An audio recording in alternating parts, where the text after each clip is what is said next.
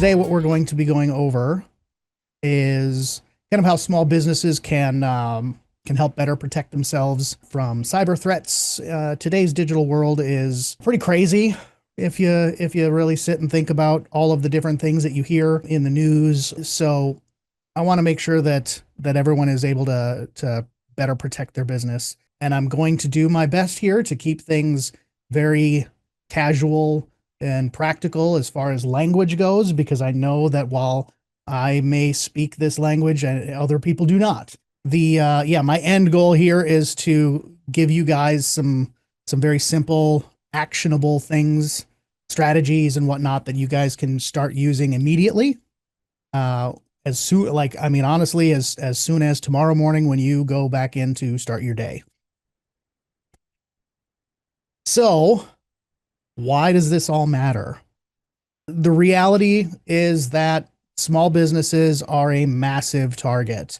You normally think of large corporations like Microsoft or Google or Amazon being attacked, but 60% of small businesses will suffer an attack. And often that has to do with training. Small businesses are also a lot easier to breach because it's expensive to pay for a lot of the big, fancy, high-end, enterprise-grade equipment that's used to help defend your business. And so that makes small businesses an easier target. If you just take a minute and think about your day, when you're going throughout your day and whatever your business is, what does it cost you if you have a breach?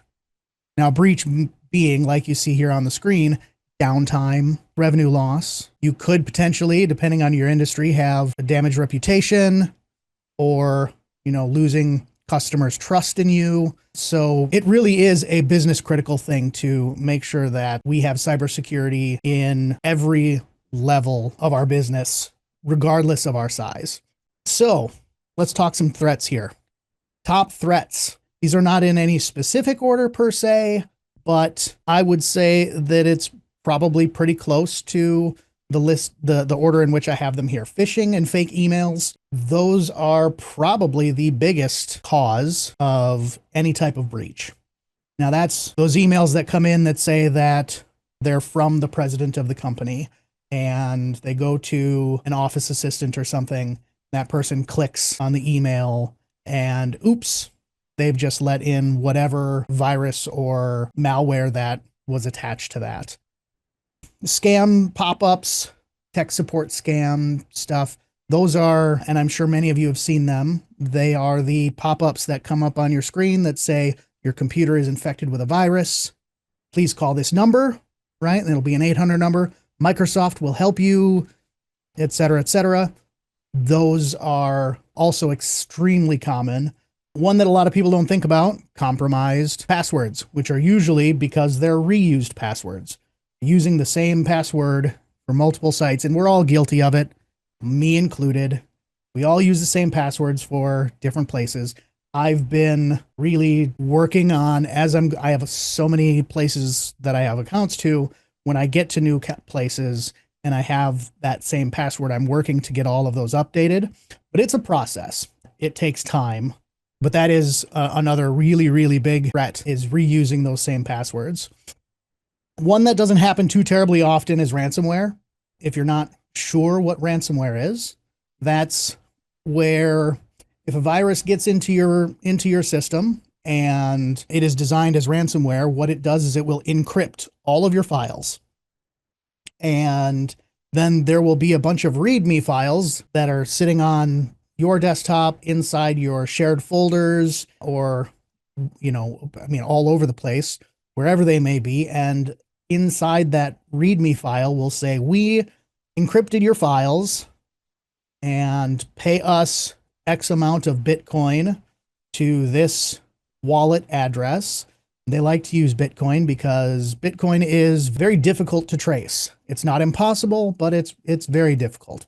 I myself, I've said this many times before, I do not negotiate with terrorists.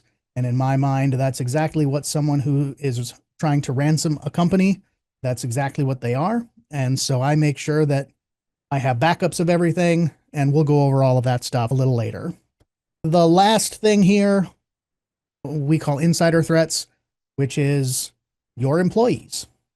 It's not that people are doing things intentionally. I mean, maybe someone is, but 99% of the time, in my experience, it's been accidental. It's accidentally clicking on that phishing email. It's accidentally making that phone call to the pop-up scam, or because they've reused a password so many times, right? A lot of the stuff that can lead to ransomware or to data loss or downtime, if it is caused by an employee, it's almost always accidental, but it does happen. And there are many, many ways, which we will go over a few of them, on how we can mitigate that. So I figured I'd give you guys some examples here of how to spot those fake emails, because I want to touch on each of these things. So the phishing emails are, like I said, probably the number one way that businesses are getting breached. And I mean, this right here is how you can spot them. I know it might be a little difficult to read. I did my best to make these as large as possible, but we'll touch on each of these. So verifying the sender's address, not just the display name. Let's use this Office 365 update example in the middle here. It says Office 365 system, and that's the display name. But if you look, it says it's from noblesys.com, which is obviously not a Microsoft.com or Office 365 or anything related to that. So that one is a very big giveaway instantly for it being fake. Same thing with the PayPal one over here.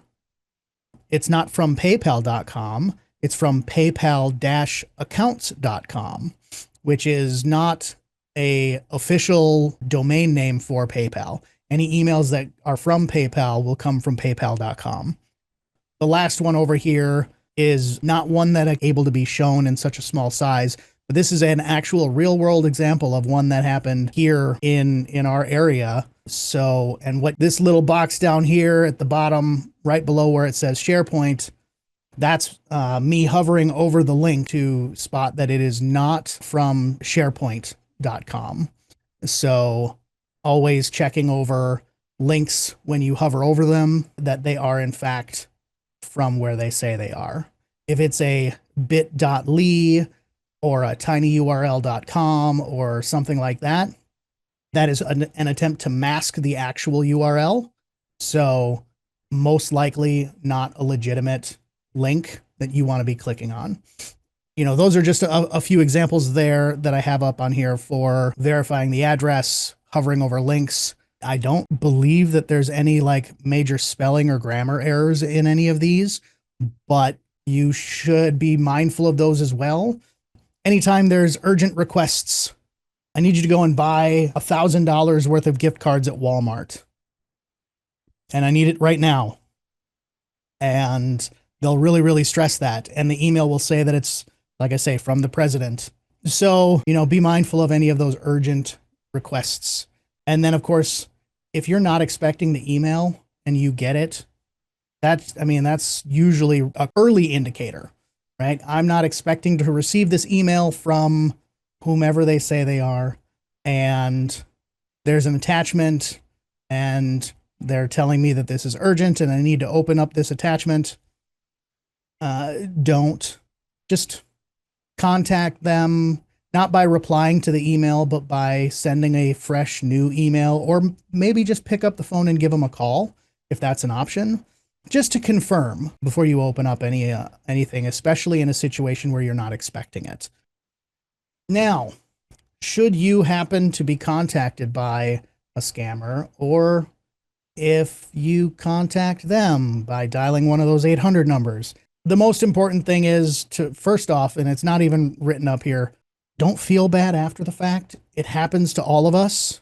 Anybody can be a victim. So first things first, don't ever feel bad if you or one of your employees ends up making a mistake and has a conversation with a scammer. Just take some of this stuff back with you and, you know, go over these things with any of your employees. Don't confirm business details or your personal details if this is your personal computer. They're fishing for more information. The more information they can get, the more legitimate they can make themselves sound. So don't give them that information. Hang up or disconnect, however it is that you're in contact with them or in communication with them, disconnect that right away and then verify independently before acting. Kind of goes into what I was mentioning before with, if you're suspicious of an email or something, just reach out and contact them directly just to be safe. I myself would rather have somebody send me an email asking, is this legit? And me look at it and go, no, that's definitely a scam.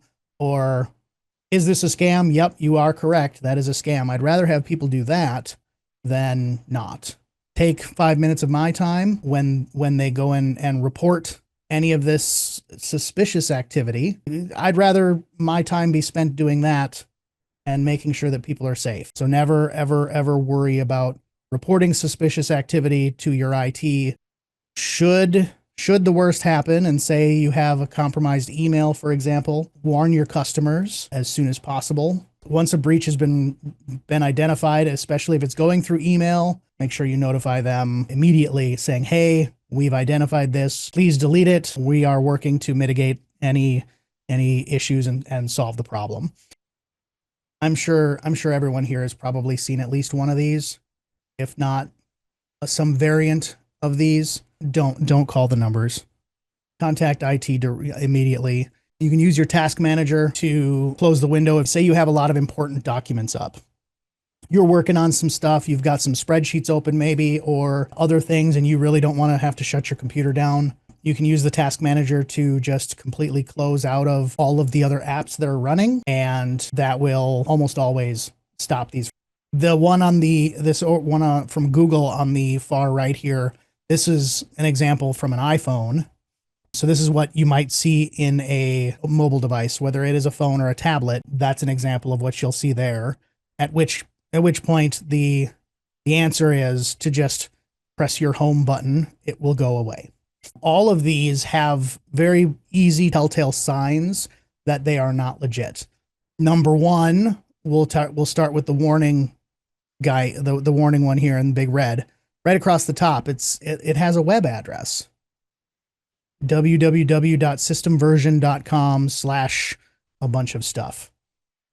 So that immediately tells me that this is not something that's coming from my computer, but it's coming from the internet. So that automatically tells me that this is not legit. I have not had my antivirus that's running on my system catch something and now flash a warning at me. The same thing with the blue one in the bottom right. This one's straight in the web browser. You can see the tab at the top section above the address, which says windows-error-alert.ro. So not even something from the US. And again, in a web browser. The ones that are a little more difficult to recognize would be the ones in the middle here that says browser is infected. Attention, virus is detected via Microsoft Edge. This comes up in your notification area down by where your clock sits on the taskbar. The giveaway for something like this is in the top left corner of that notification. It says anteaters.co.in. That's another website, another web address. That is caused by when browsing the web, you'll get a little pop-up in the top corner that says, would you like to allow notifications from this website? Most of the time, that's perfectly fine. You're on Facebook or something like that, and you want to receive those notifications, you can. You just hit allow, and then you'll receive Facebook notifications. Unfortunately, bad actors have taken advantage of the fact that a lot of people will just blindly click allow because they think it's something that they need to do, and then they can push these kinds of notifications to try and scare somebody. And then you'll get these other you'll click on it to click that remove virus or scan now, and it's going to pop up a window similar to the warning window. Those ones are a little bit more difficult to dig out and find where they're stored, where that's been allowed, but it's always inside one of your browsers. If you only have one browser like Microsoft Edge, a lot easier.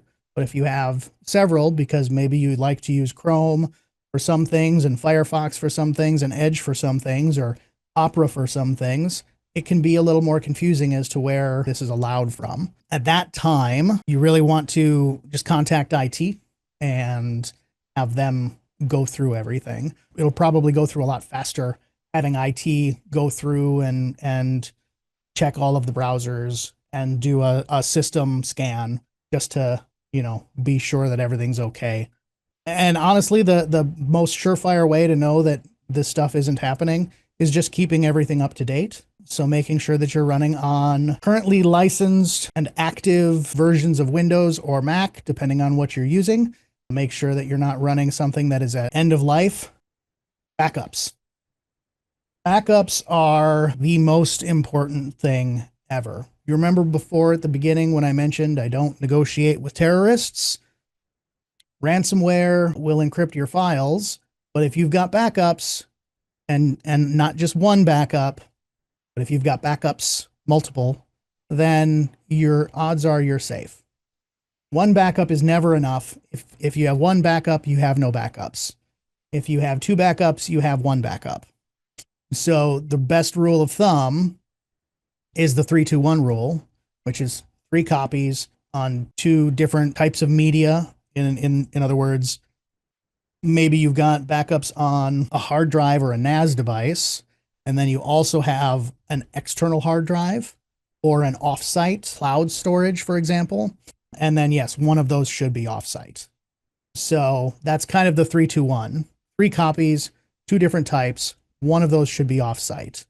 Offsite, of course, does cost money, and there can be, depending on how much data you have, those costs can get to be pretty high, but there's always alternatives as far as offsite goes. It doesn't necessarily have to be in the cloud. You could have that external hard drive that does its backup and you take it when you leave the office at the end of the day.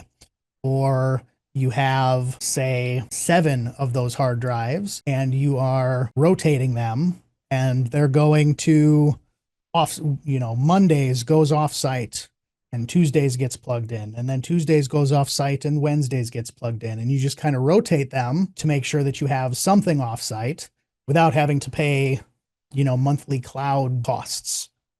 Testing backups regularly is also something very important because you might have a backup, but what if you go to restore a file and something doesn't work? Maybe there was a really important file, a company file, a big spreadsheet or something, and someone, whether it was you or an employee, accidentally deleted it or accidentally overwrote something. That was a very important piece of information. We need to restore it from a backup, but we can't. We have the data, but for one reason or another, it's not restoring.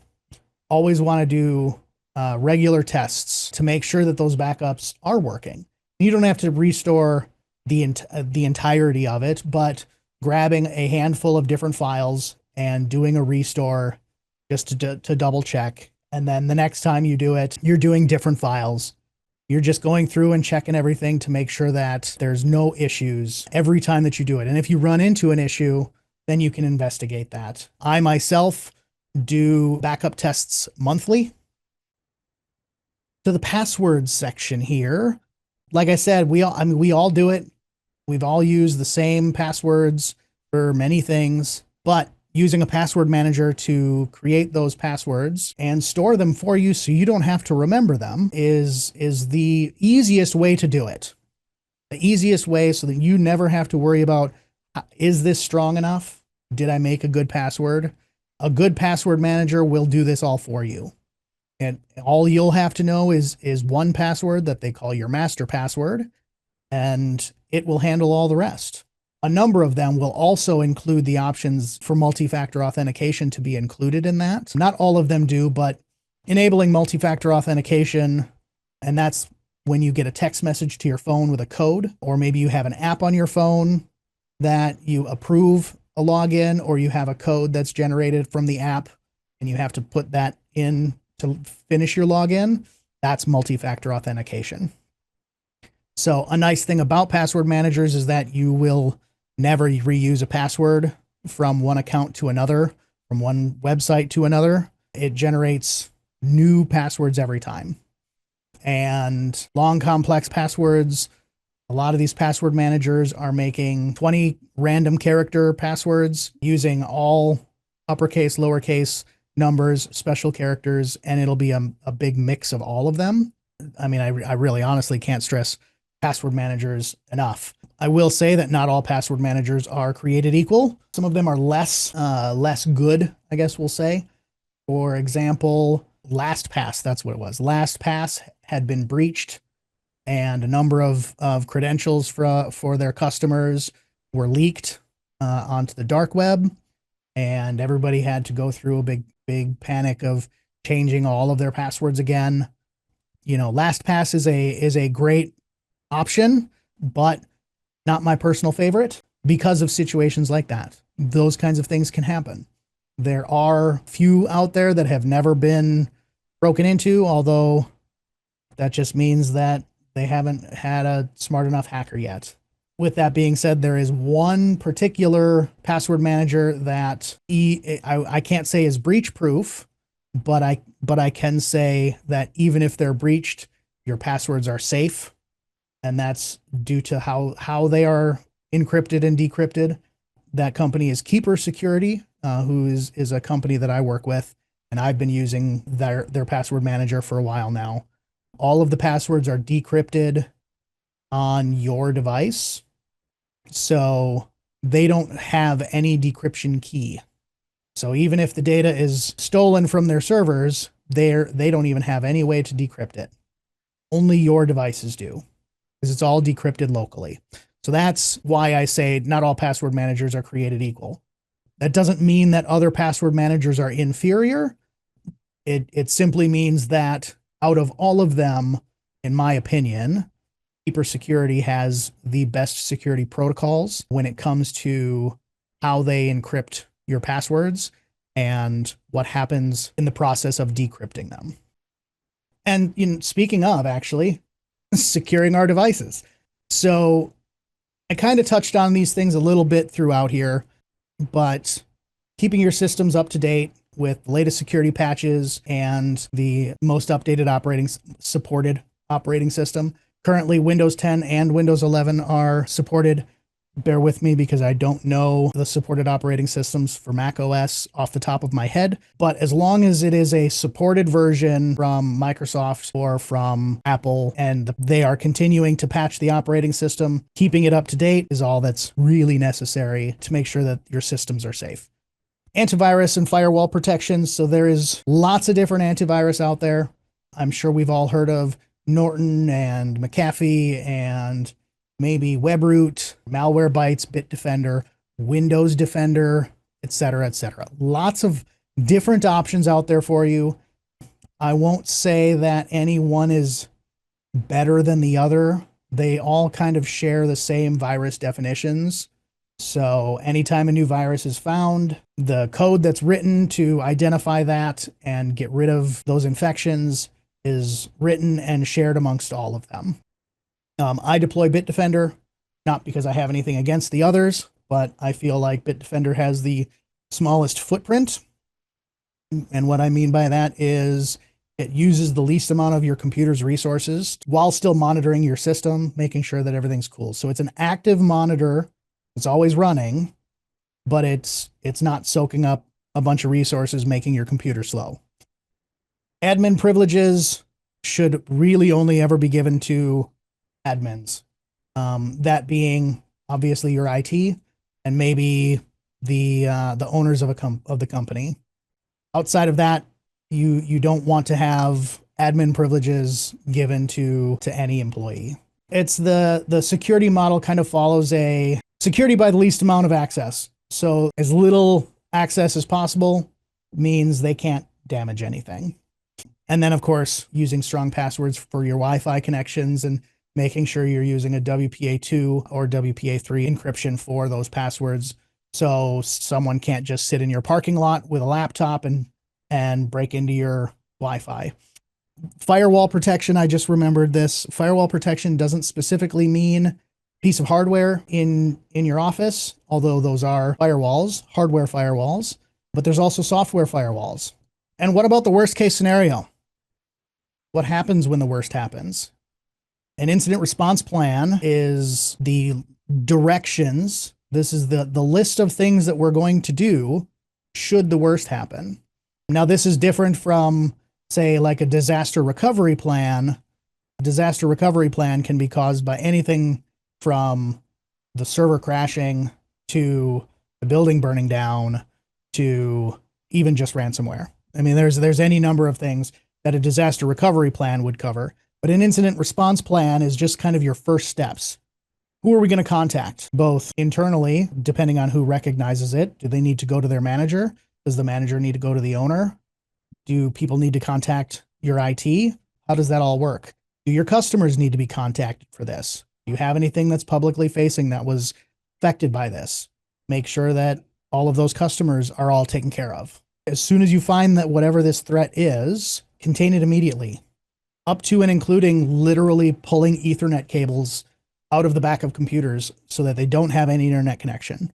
They have no connection to the network. They have no connection to any servers. They cannot talk to the internet. Whatever it is that's on that box is completely contained just there. IT can then come in and do an assessment and figure out what they're going to do or how they need to do things. You know, I mentioned before with the contacting with stakeholders and customers.